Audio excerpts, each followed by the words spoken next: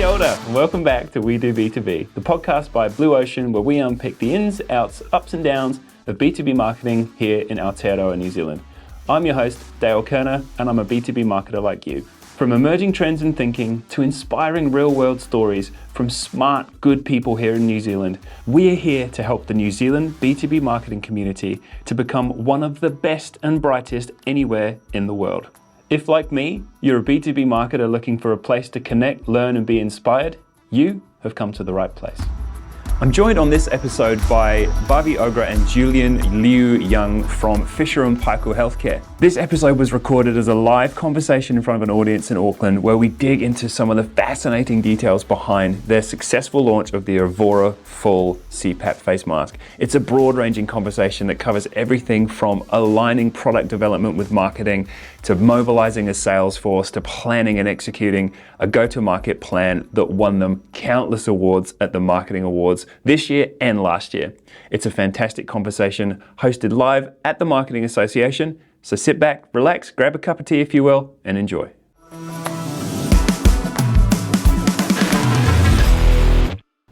I was sat last week with one of New Zealand's leading thinkers in marketing effectiveness and creativity. And I asked him the question that I ask a lot of people.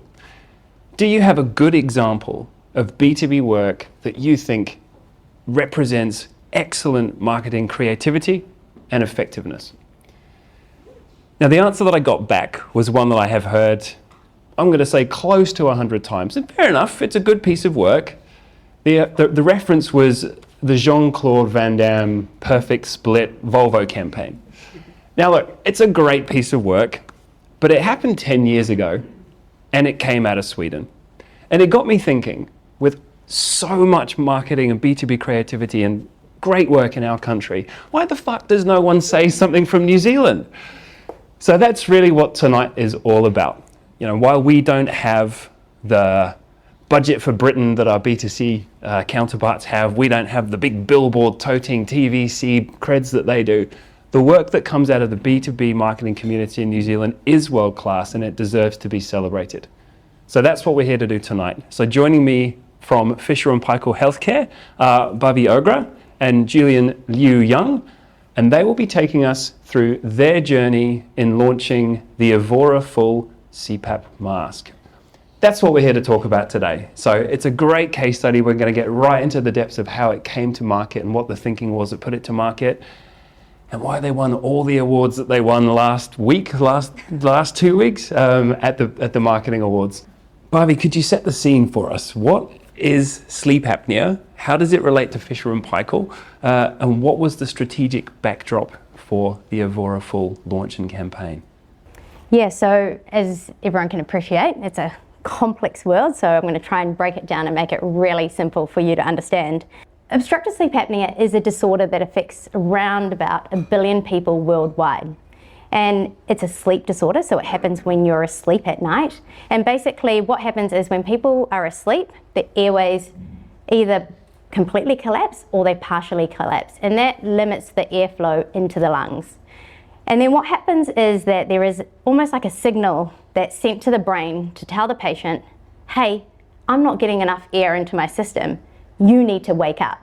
So the patient wakes up and they take this big old gasp, get some air into them, and then they go back off to sleep. Now this occurrence can actually happen multiple times an hour. So you can imagine this person is not getting a very restful night's sleep. They're getting the disturbed sleep, but not only themselves, but maybe even their bed partner.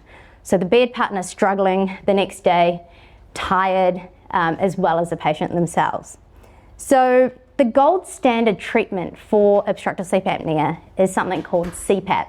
We love acronyms in our world, and CPAP stands for continuous positive airway pressure. So this pressure is made in the device, and it's delivered to the patient via this tube and the mask. So the mask you see on the image there is the Evora full mask. It's a full face mask that covers the nose and the mouth, and it delivers that pressurized air from the device into the lungs. And in our CPAP therapy space, at Fisher Paykel Healthcare, we like to focus on the mask. We've got this philosophy where we believe the mask matters most, and it's our mission to enable great sleep with masks that people love. And it's that word love that's, I think, the difficulty in the quest that we're trying to conquer. People don't wake up in the morning and go, oh, today I'm going to go out there and buy a mask. It's typically a grudge purchase, and the CPAP treatment is something that they use for the rest of their life. So it's something that you've really got this battle with constantly. You don't want to be constantly tethered to a device while you sleep. You want to try and get back to that natural sleep environment that you had before you had been diagnosed with sleep apnea. So why masks? It's part of the CPAP therapy system that we believe patients intimately connect with on a regular basis. So each night they wear it. Hopefully you and I sleep for roughly around 7 to 9 hours every night. I know some nights we get there, some nights we don't. We've got a bit of a deficit and we try and make up that deficit in the weekends. But our patients who are using these masks on their face, it provides that seal and that pressure into their lungs. They're using that for 7 to 9 hours. So they're wearing it during the night, they're tossing and turning, their bed partner's experiencing it with them. So with CPAP, if you wear it, it works. It's gold standard, like I said, but it's a treatment, not a cure. So you've got to use it for the rest of your lives. And so these patients wear it during the night, but when they wake up in the morning, you've got to do something with it. Wash it, clean it, get rid of all those oils that build up overnight. They've got to ensure that they put it somewhere so that it dries and that it's ready for use when they get back home from work or whatever they do during the day, and put it on so they can have a nice restful sleep the next night. So it's something that, it's that treatment. You want to try and have something that is really easily integrated into your lifestyle. And we tried to come up with so many analogies that would be closely relate to something like our world. In terms of B2B, who is our customer? So our customer is someone that we call DME, again, another acronym, Durable Medical Equipment Provider. These are customers primarily up in the US, sell things like braces, wheelchairs, beds, and then you throw in CPAP therapy. So it's kind of like a pharmacy, but without the medication. You've got all these big tools that they offer. And in the healthcare industry, I just kind of want to preface, we're all about changing clinical practice. It takes a long time, which is why we have a really long adoption curve. And you'll kind of hear through the story tonight what that adoption curve looks like. Our patients go through quite a process to getting diagnosed. You don't kind of go to the doctor and know that you've got obstructive sleep apnea. Usually it's your bed partner that drags you into the GP. You go through a number of appointments.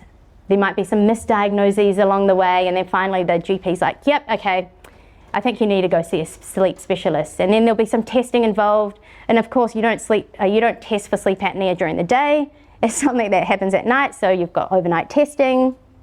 And then of course, the treatment of CPAP comes into play.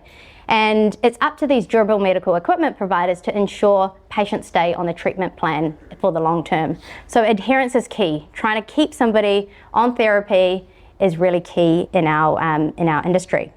So we were developing Evora Full, which is an under-nose full-face mask.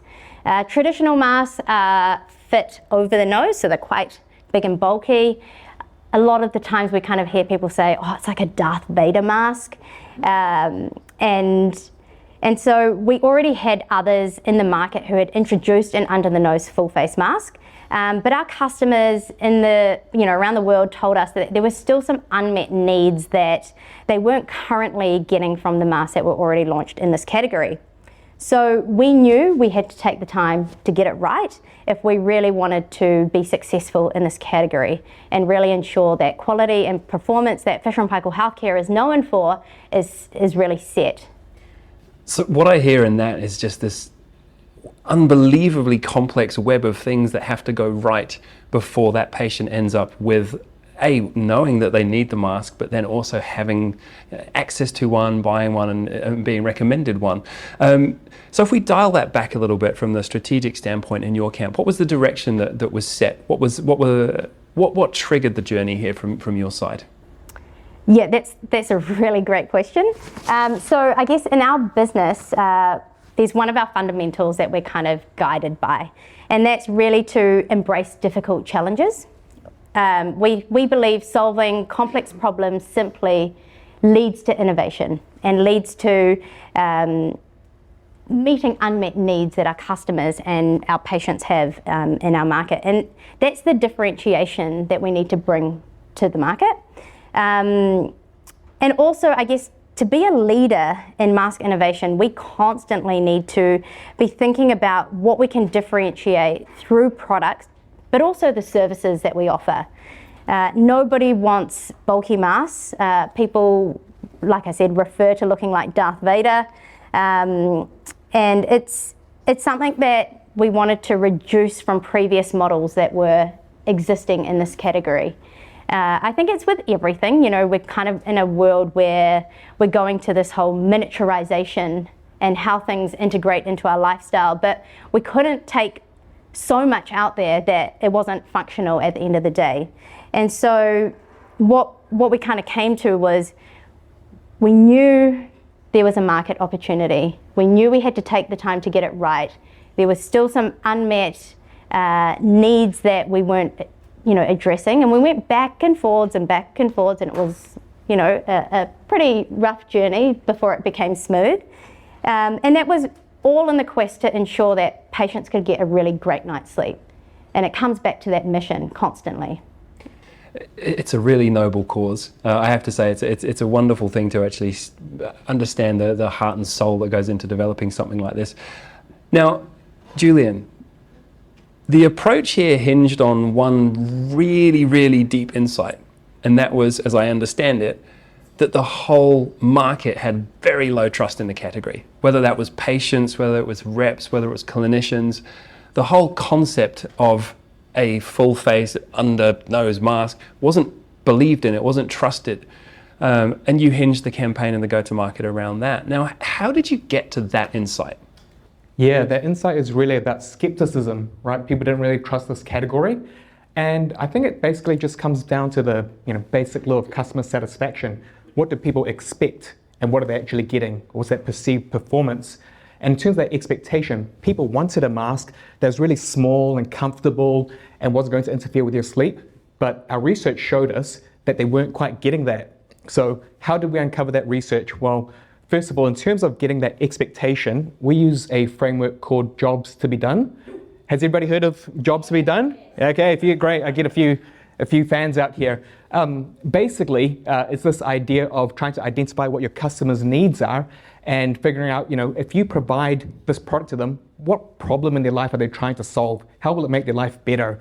And the secret to this is, a benefit to this is, you can rank all these different needs and then figure out, if I fix different needs, how much more satisfied will that make my customers? So this framework is really great to show us, what do people actually want, right? And it showed that they wanted something small and light and compact, but also high performing. They wanted their cake and to be able to eat it too. But in terms of their expectations, we really need to get out in the market, and being in little old New Zealand, unfortunately, we need to travel around the world and go to the US and Europe and Australia. It's a terrible life. But how many of you guys go out and visit your customers? How many would like to and do more of it, right? It's kind of really busy, but at the same time, there's just things that they say in their words that suddenly turn a light bulb on in your head, and you fully understand exactly what they mean. And so it's our responsibility to figure out, what did they want and were they getting it or not? And Bhavi touched on this great idea about, difficult problems lead to opportunities. And basically the expectation was here, but maybe the product performance was here. And somewhere in the middle, there's a gap that we could come in and fill. So it's basically looking at those two things, the expectation versus the performance. And that's where the insight of skepticism came from. People wanted a mask that did these things, but they weren't sure if the whole category could provide this because previous entrants weren't working so well, according to them. Now, I find it really interesting that the driving insight there is based around the end user. It's come from the patient's perspective, but there are a whole lot of links in the chain before you even get close to them, right? Which are your B2B channels. So how did you approach this go-to-market? How did you approach the launch of this, recognizing that you had to align a whole lot of people on that B2B journey before you even got close to the patient?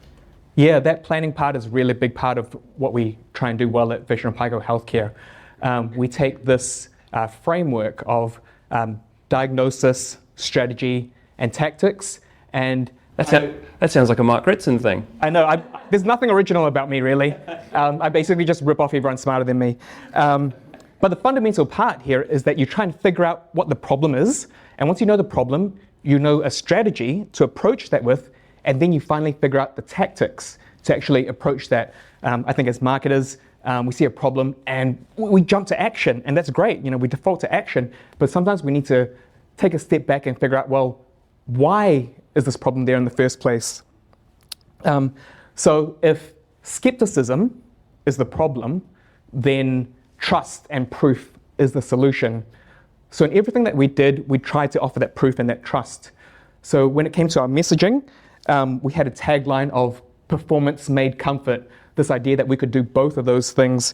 And we knew that we really had to convince our stakeholders and our patients and our DMEs that we really took the time to get it right.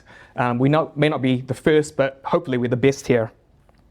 And we also knew that we needed to provide really unbiased sources of information and make it as transparent as possible.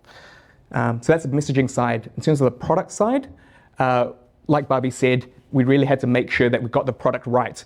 And I think this is where it's so crucial that our marketing teams and our product teams are really well aligned, and as well as the whole company philosophy is aligned, right? I see some nods going on. And sometimes as marketers, product can be a part that we ignore, but product is one of the 4 Ps, right? And it should be something that we really feed into as well. So we knew that we had to show people why it was so hard to create a mask like this. Nerd discussion, sidebar here. Making a mask that fits underneath the nose is a lot more complicated than one that fits over the nose, just because the individual geometries of all the different people is very different underneath your nose compared to over the top. So, we had to make sure that we understood that product message. And in terms of our training, we also had to get our sales team on board. Who of you has a sales team who you have to communicate with you and get out there, right? Our sales teams for us are a fundamental part of who we are. They're like the external embodiment of our culture. And sales teams function on confidence. They need to sell what they know, and we had to treat them as another customer group. We had to make sure that we marketed well to them so that they could take our message out there confidently into the world. And lastly, we knew we had to get our logistics right. There's nothing worse than a great idea that's let down by poor execution, right? So we had to make sure that all of our planning and all of our stock and all of our timings worked really well to create this great wave of momentum that would enable people to buy this product eventually. So that's sort of the planning that went behind all that. It's a fantastic level of understanding and thinking that's been put into that, I have to say. So what then were the tactical pieces? What were the building blocks of the actual go-to-market tactical component? Yeah. Well, in terms of our messaging and brand style, we talked about that performance made compact and saying that we needed to provide that proof. So some of the proof points that we had was around our clinical trials. We test all these products, and we had to get the stats out there and show people that this mask had 90+% for performance, 90+% for comfort, 90+% for being easy to use. So really being objective about it rather than just saying, trust me because I said so, right? We also created a design story video that gave people a behind the scenes look at how we made this mask. And the stars of this, unfortunately, were not the sales and marketing team or Bhavi and myself. They were the engineers and the clinical people who researched this. And so that gave extra credibility to what we're saying, because we actually giving people access to the ones who made this product. I've watched that video, and I have to say it gives a really good look under the hood of all of the things that went on, in the development phase to get to this point.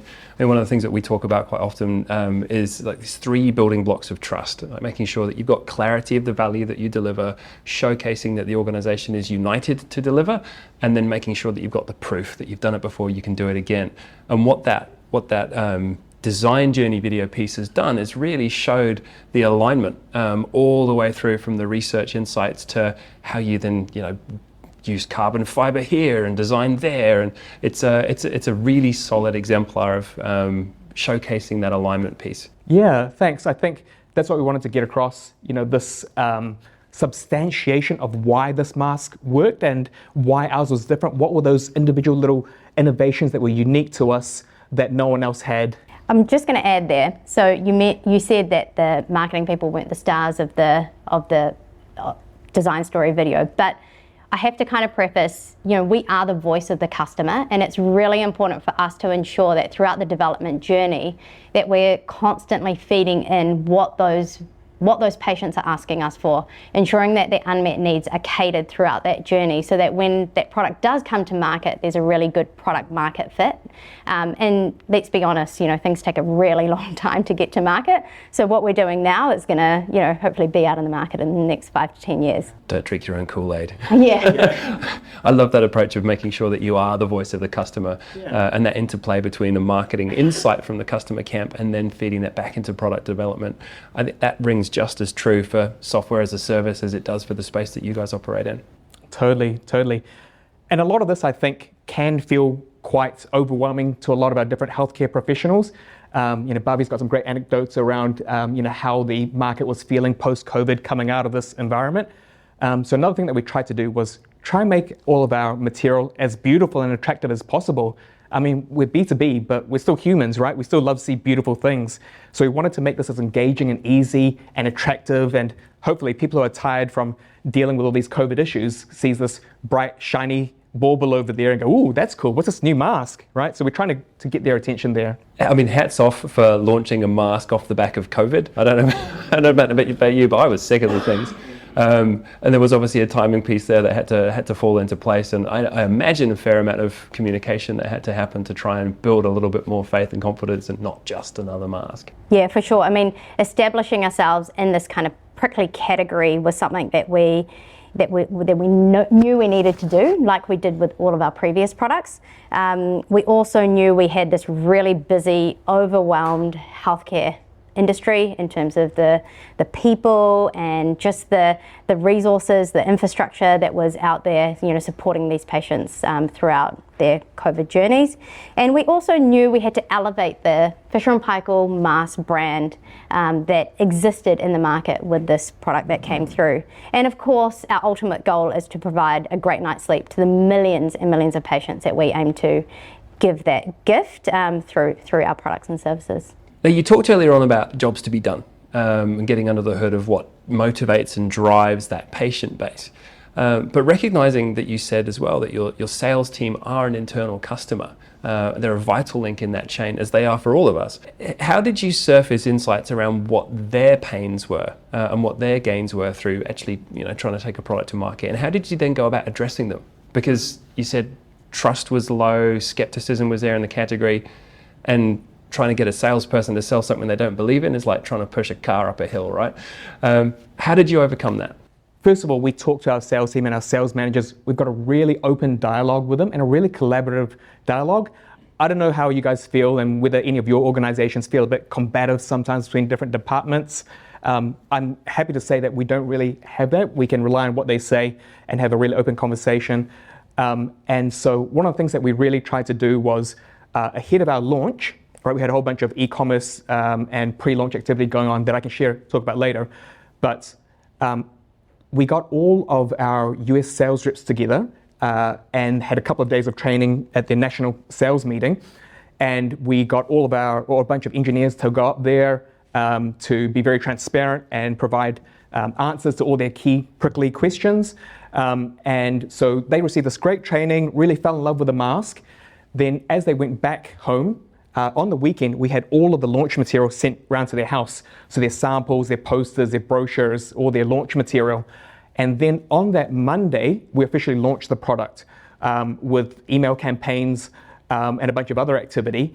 And so for them, there was this really great groundswell of momentum because they just saw how great it was. They had a chance to ask all their questions. They believed in this product. And now, come Monday, they could go out there, talk to all their customers with confidence, but also knowing that our marketing team was supporting them in market with great marketing to try and open up doors and access for them.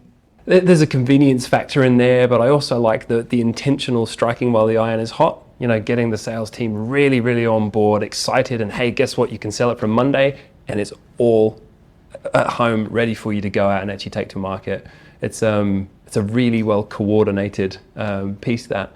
So you took a challenger product to a category that was unloved right off the back of a very, very difficult time in the medical industry, and you won.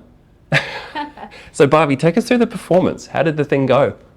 Yeah, so absolutely. Look, I think we establish ourselves in that category. Evora Full mask very quickly became the go-to mask in that category for our customers. We had unprecedented pre-launch demand with the first time these dealers calling our reps to say, hey, when are you coming in to in-service this product for us? And that very quickly made our reps' lives so easy. They already had a call plan, they could meet their customers' expectations and go around and, in-service this fabulous product that people wanted before they had to go knocking on their doors. Can we just do a wee medical jargon buster there about what in-servicing is? Yeah, so in-servicing is when you go in and you demonstrate what your product is, how do you fit it on patients, how to set it up for success, all the different types of models that are available, and just really give them the ins and outs of that product. Cool, thank you. Yeah. So from a US sales rep survey that we conducted, our reps, so I'd love to give some objective data as well with some of the softer stuff. 97% of our reps rated this launch better than previous launches, and 79% of them said that the launch and the training really helped them to sell. So again, it instilled that confidence in them to go out to their customers. 72% of them said that it helped them gain access to customers as well. And I think this was all that digital marketing that was driving that demand, that the hype was being created in the market. And this is certainly something that we've seen done well, and we've kind of bought into other mask launches that we've done recently as well. So that's something that we've taken the success of that and really rolled it out through to other products. We wanted to grow the volume without cannibalizing our previous full face masks in that category, and really ensure that we took that portfolio of masks along the journey with Evora Full. And we could certainly see Evora Full pulling all of our other products through as well. So it really had gained that trusted brand that Fisher Paykel Healthcare masks were known for along that journey with the success of Evora Full. Our home care division is made up of devices and systems used to treat sleep apnea, but also home respiratory support. And so this kind of home care group is made up of CPAPs, OSA masks, flow generators, as well as interfaces.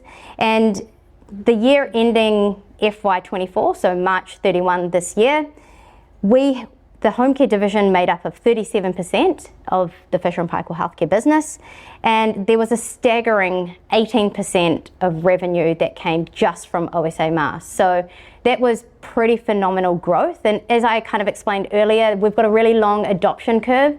This was 2 years after we launched into the US, and so the fruits of the labor, I guess, paid off, 2 years, but also ongoing as well. So that was really, really awesome to see.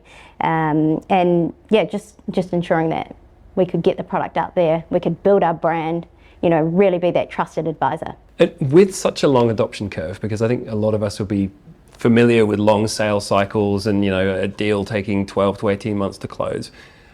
How did you sustain the communication piece, the awareness piece, the consideration throughout that duration? Because, you know, a 2-year adoption curve, like you said, it's a pretty long time. Yeah, no, it is. So what do we do so it wasn't just the 2 years, you know, we started thinking about how we can better support our sales reps in the market. We ran various different campaigns, so we kind of identified, you know, raising that awareness amongst healthcare professionals. Those are the customers that we really wanted to build that trust with, raise the awareness that we were in this prickly category with a product that they could really be successful with. And so we ran a 6-month campaign targeted just at healthcare professionals, and it was very much LinkedIn based. We had testimonials from other customers giving their reviews. So kind of peer-to-peer education is something that we believe gets a lot of success in our industry as well. Yeah, I mean, we've touched on the medical industry ourselves a few times, and like you said, that sense of, okay, well, who are you working with? What are you using? What are you learning from? Definitely I can see that being a big driver. So let's ask the hindsight question. I'm going to point this one at you, Julian.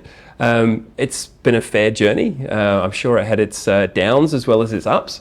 What have been your biggest learnings from the Evora full launch?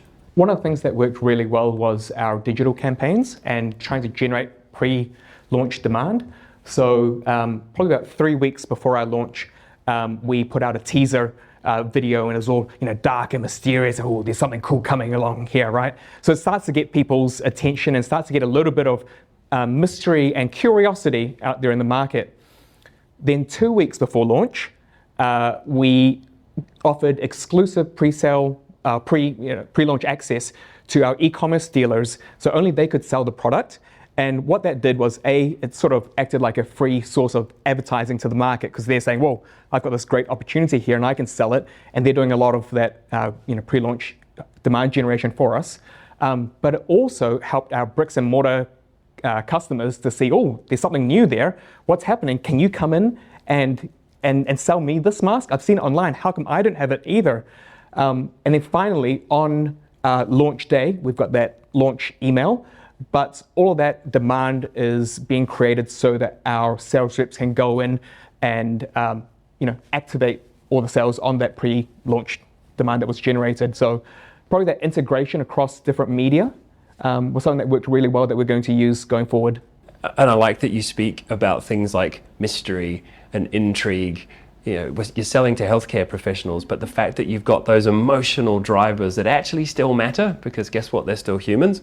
Good on you for leading into that. And how about you, Bhavi? What were some of your takeaways? So I'm going to bring it back to our people. So I think we've discussed tonight that, you know, Fisher Paykel is all about innovation and coming up with, you know, differentiation through our products and services. Really, I think it's also about our marketing team and ensuring that, you know, we were in COVID, we were locked down. I don't know, cast your minds back to that time where you're trying to do workshops online, you know, brainstorming, and you're trying to add your 2 cents worth. You know, it was really a time where we tried really hard to make sure that our marketing teams could also try and get a really deep understanding. And that was challenging. You know, we couldn't just jump on a plane and get to the market. You know, that's something that we do regularly, Julian and I and the rest of our teams, which is, you know, a really cool part of the role. So we needed to get them invigorated, because it's not just about, you know, having innovative products and services that we provide to the market, but we needed the marketing to be up at that same level of products that are, you know, that are innovative. And I guess it was also ensuring that we brought the various different stakeholders along that journey.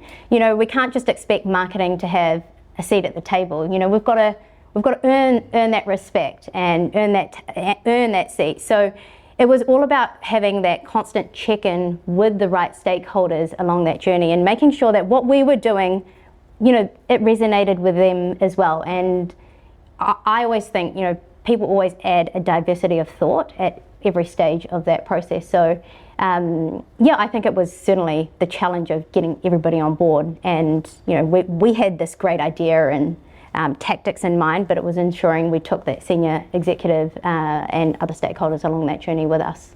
And any tips on doing that, on getting the buy-in, getting everyone socialized around the plan that you're looking to put to market. How have you approached that, and what's made it successful? Because obviously it's worked. Part of that is culture, create an open culture where you can talk to people openly, you can share what's going right, what's not going right. That's one thing. Probably thinking deeply, so you really understand your strategy and what the problem is. I think a lot of senior management are probably more interested to know, are you going in the right direction, rather than, all the individual little details about whether your SEO keywords are right, So thinking deeply about this problem so that you can explain it to people why your solution is right. And once you get that buy-in, then people tend to trust you. So trust, culture, thinking deeply, I think. And I guess it's also coming back to, making sure you test it amongst your audience and feed that back to your senior executives, because I think they need to know that you've also tested it amongst, your customers, your patients, so that, you've done a bit of research behind the scenes. You're not just saying something because it may or may not have worked in the past. I'm a firm believer that access to the customer, whether it's through sales, whether it's through customer service, whether it's through your distribution channels, I genuinely feel like that's one of the B2B marketers' superpowers. The fact that we can actually get a customer in a room and have an engaged and invested conversation where they are giving feedback, they're sharing their opinions, you can actually have a conversation with them. That's something that we have almost as an unfair advantage over our B2C counterparts, right? We can just hop on the phone and have those calls. So I think great to hear that you've brought that into your process and into the journey. We're going to switch into Q&A mode. So the question, if I understand rightly there, is how did you make sure that your distribution channels were aligned with what you were doing, and how did they contribute to the effort? That B2C marketing piece is something that's the whole medical industry is growing into. How many of you guys have used Dr. Google to figure out why you've got that rash, and if that is life-threatening or not, right? So we're all doing some more of that, and in the medical world, you can't just go around making any claims like this mask is going to save your life. You have to make sure that they say the right things.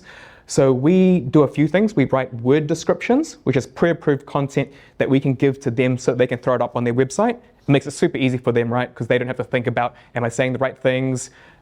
So word description is one thing. We give them a suite of photography, videos, content to allow them to put that up on their website. We give them pre-designed templated emails. Also social media headlines and content that they can put up on their own social channels. And some of them do it better than others. But yeah, it's really making their job easier as well, and trying to make sure that we all align to say the right thing. What is an example of a challenge or a setback? How did you overcome it, and how can that apply to other B2B marketers? I guess when we launch our products, so US is kind of the big market for us, and where you don't really want to learn new things. So we tend to launch our products into smaller markets, and we get a lot of product feedback. We're closer in terms of access to that market and the customers there as well. And so what we do is we use that as a kind of a rapid response learning process. We take on all the feedback, and then we see what kind of changes we might need to make with product or even strategies that we deploy. And by the time we get to the US, we will have ironed out all of those kinks along the way. And so with Evora Full, we had an issue where the swivel at the bottom of the mask kept falling off. And so we had to really get behind that, explore it. You couldn't have that swivel falling off, because then that would mean patients were not getting the therapy during the night. And so we made sure we really, got in there, got the design sorted, and ensured before we got to the US and our bigger markets that wasn't a problem anymore. How do you go about competitor analysis and research, and how do you keep ahead of what they're doing and on the pulse of what's coming next from the competition set? And I'm going to bring this back to our customers. We've got some really strong relationships with our customers and access to our customers. They're pretty honest, and they'll tell us when things aren't working out, what areas that are not being met, but also they've got those relationships with our reps, and our reps are our biggest marketing asset that we have in field. You know, all the strategies, all the tactics and stuff we deploy is really to augment their success. And so it's really key our reps have great relationships through them so that we can kind of hear through the grapevine back to F&P in terms of what's kind of happening on the ground. There's also lots of, you know, social monitoring kind of technology that's out there. And so we try and have the finger on the pulse from both aspects, our reps, but also, you know, what's kind of happening in the ether. The origin story question. How did you get in and what do you love? I started working in market research for Kantar and then TRA. And so most of what I've been doing to some extent has been working with other businesses. I also worked for another appliance company, doing product management there. One of the things that I do love about B2B is something that Dale talked about, saying that you can talk to a customer and get really great knowledge. Like if you're selling potato chips, you talk to one person, that's going to be like 0.01% of the population. You talk to one customer in B2B, you could have 20% of the market view right there and then, and you can actually develop those really strong relationships. I think B2B can also be hugely strategic as well, really understanding the big challenges that people are facing. And it's not always, you know, based around advertising and doing some great social promotion, but you can really get to the real crux of the problem and have a real ability to change your customer's life with really small actions or big actions, but you can work directly with them and have a lot of impact quite quickly. So how early was marketing involved, and are you marketing-led or product-led? Well, the textbook answer is you should be customer-led and market-led. Did I get that right, Dale? Do I get a point for that? Everyone leads in a different way as well. You know, you've all got your different areas that you contribute to, and you should be soliciting feedback from everyone from different areas because they all provide a different perspective. But this is one area in which our department has grown into more. Previously, you know, the product people did their thing, then they handed over a final product, you know, and then we went off and marketed it. But if we're supposed to be the voice of the customer, then we should be feeding into the development and the insights about what do people actually want in a product. And so we've changed the structure of our team to have an upstream product management team and a downstream team that works on collateral messaging and sales enablement and sell-through. That's where I work. But we also have another fine group of people who are working upstream to identify market opportunities, commercial insights, but also all that job speed done research and feeding and saying, hey, you know, you're designing the product this way, but actually people want something more easier to put on. It's really small, but it's really complicated. Can we go in a different direction? So marketing is getting more and more involved in the product, in the product direction. And in our sales team, I think sales and marketing usually have quite a good, tight fit there. And so we've always been somewhat, bound at the hip in all of our activities. And so, but we often do a lot of training and ongoing, education with them as well. We also doing campaigns to try and make their job easier. They're also researching the market and providing feedback to us. So hopefully it's quite symbiotic and we're all in each other's business. Thank you so much, both of you. It's been a really, really engaging conversation. I've certainly really, really enjoyed it, taken a lot out of it. And as a final thought from me, just referring back to that intro piece around when someone asks you, what is B2B done well? I hope that this evening has given us an opportunity to not talk about Jean-Claude Van Damme, but to actually talk about the good work of Bhavi and Julian and the team at Fisher Paykel Healthcare. So round of applause for our guests. Thank you. That's that. Thanks for listening to We Do B2B by Blue Ocean. Now, brace for CTAs. If you want to join and grow the community, make sure to subscribe wherever your eyes and ears absorb information. Don't forget to switch on notifications so you know when the latest episodes drop. And for more B2B goodness, be sure to follow Blue Ocean, the B2B agency, on LinkedIn. Now look, you know how this next piece works. The more reviews we get, the faster this thing grows. So please do for us what you'd hope your customers would do for you. Leave a review and share your thoughts. Let's stay connected and keep the B2B marketing conversation going.